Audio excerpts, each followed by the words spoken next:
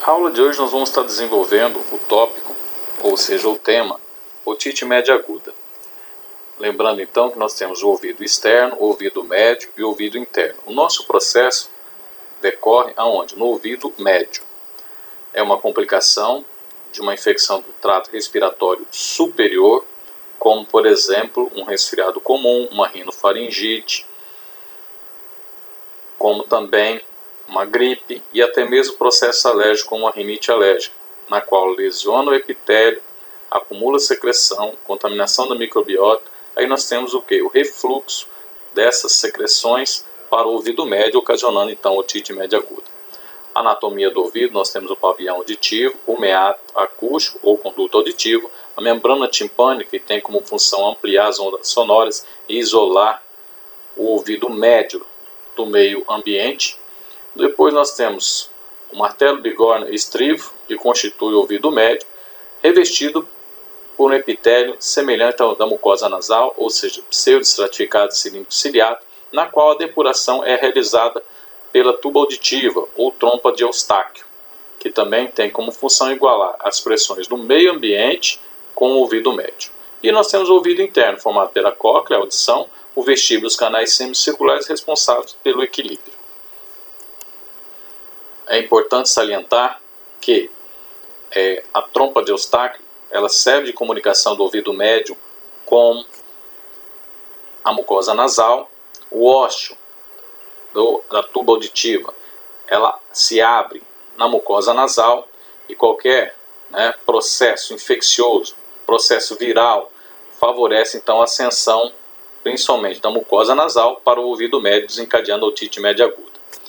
Temos um fator anatômico extremamente importante, principalmente na criança, porque ela tem a tuba auditiva reta quando comparada ao adulto. À medida que ela cresce, ela vai se tornando inclinada, ou seja, ela tem um aspecto anatômico na qual resfriado comum, gripe, favorece a secreção da mucosa nasal, da nasofaringe, ascender ao ouvido médio agudo.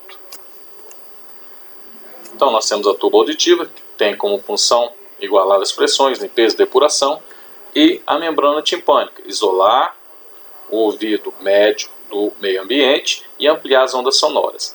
Na otoscopia, que é só realizada por médico, ela fica extremamente translúcida, transparente, e quando está inflamada ela fica vermelha, hiperemiada e abaulada.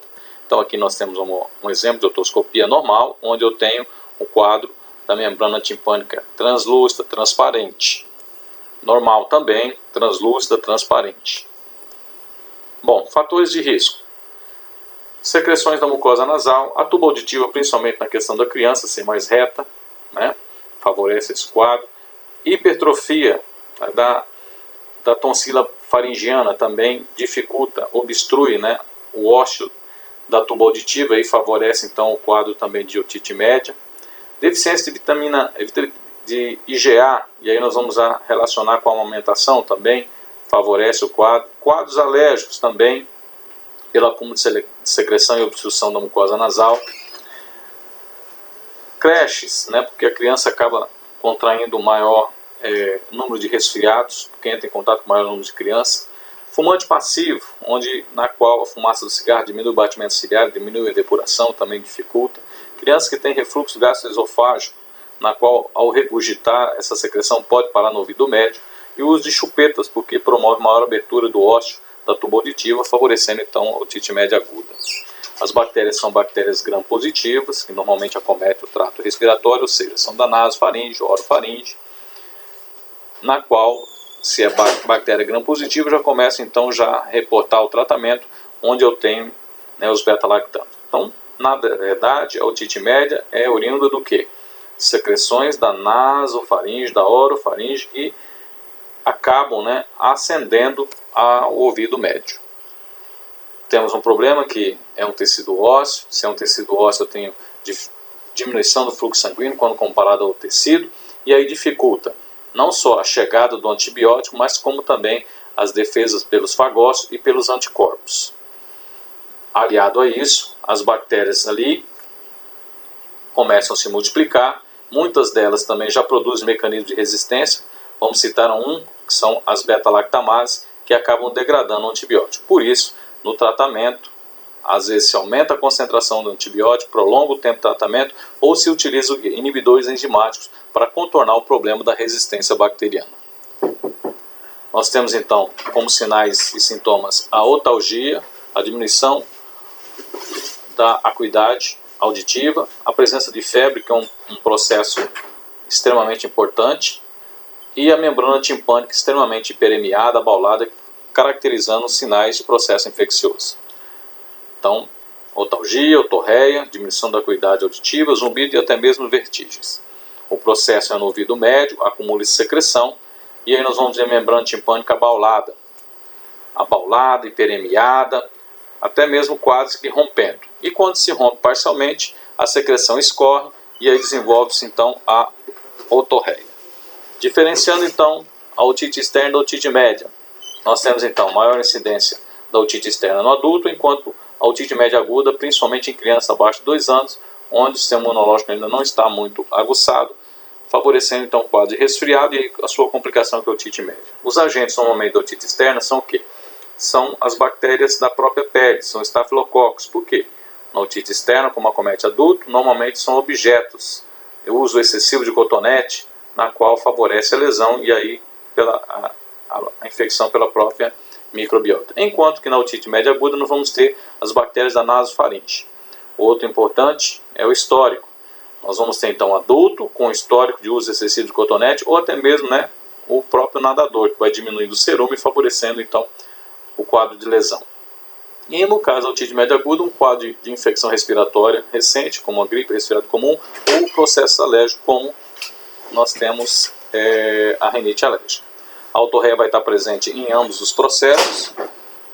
A febre é um outro fator extremamente importante, onde eu tenho principalmente na otite média aguda a presença da febre, enquanto na otite externa pode acontecer otalgia em ambos os processos, porém a otite externa, dor à movimentação do conduto auditivo, ou seja, do pavilhão auditivo, haja visto que o processo é no conduto auditivo. Enquanto a otite média é nas proximidades do mastoide, onde você apalpa e a criança acaba se queixando de dor. Na otoscopia nós vamos observar a lesão no conduto auditivo, na otite externa, enquanto na otite média aguda nós vamos observar a membrana timpânica hiperemiada e abaulada. Outras manifestações é a coceira, na otite externa, a dor ao tracionar o pavilhão auditivo, enquanto na otite média nós vamos ter a irritabilidade, o choro, porque a criança ao tentar mamar aumenta a pressão do ouvido médio, como está ocluído a tuba auditiva, aí a criança se queixa de dor. Então, na otoscopia nós vamos observar no conduto auditivo a lesão propriamente dita ou até mesmo a secreção. A lesão ocasionada principalmente por bactérias da própria microbiota pelo uso excessivo. Nós vamos observar no conduto auditivo. Enquanto que na otite média aguda nós vamos observar conduto auditivo normal, só que a membrana timpânica, hiperemiada, abaulada, indicando que atrás da membrana nós temos o acúmulo de secreção, principalmente de pus. A complicação da otite média aguda é acometer o mastoide e desenvolver uma mastoidite. E aí nós temos então a complicação da complicação. O rompimento da membrana, que pode ser parcial e ela conseguir regenerar, ou também o comprometimento dela levando à timpanoplastia. A infecção do osso mastoide, uma osteomielite, que aí é necessário extremamente muito cuidado e o tratamento com o uso de antibióticos. A paralisia facial e até mesmo irritação da meninge. Tratamento. As gotas otológicas na otite média aguda são importantes para diminuir a dor, porém, como ela não penetra no ouvido médio, ela, se utilizada de forma isolada, ela vai mascarar e consequentemente agravar a otite média aguda. Então ela tem que ser utilizada associada com o quê? Com antibióticos sistêmicos. E quais são os antibióticos sistêmicos? Nós temos os beta-lactâmicos, os macrolídeos e o sulfametoxazol com trimetropim. Para alívio da dor nós temos os ARNs, que aí nós temos o diclofenac, nimesulida, ibuprofeno, e para a febre de pirona, paracetamol e ibuprofeno. Lembrando que as gotinhas otológicas, normalmente nós temos o antibiótico tópico, o antisséptico e o anestésico. É importante a profilaxia da criança utilizar soro. Por quê? Lembra? A partir do momento que eu tenho quadro, processo viral, uma gripe, um resfriado comum, até mesmo processo alérgico que acumula secreção, favorece então que essa secreção venha atingir o ouvido médio. Então a utilização de soro favorece o quadro de profilaxia, além de manter o ouvido limpo, evitar o uso de cotonete, evitar o uso de chupeta, não deixar água, e quando ele tiver dor também o calor seco alivia nesse processo. Lembrando que lactente é importante quando for pingar soro, segurar na mão por 5 minutos para atingir a temperatura corporal.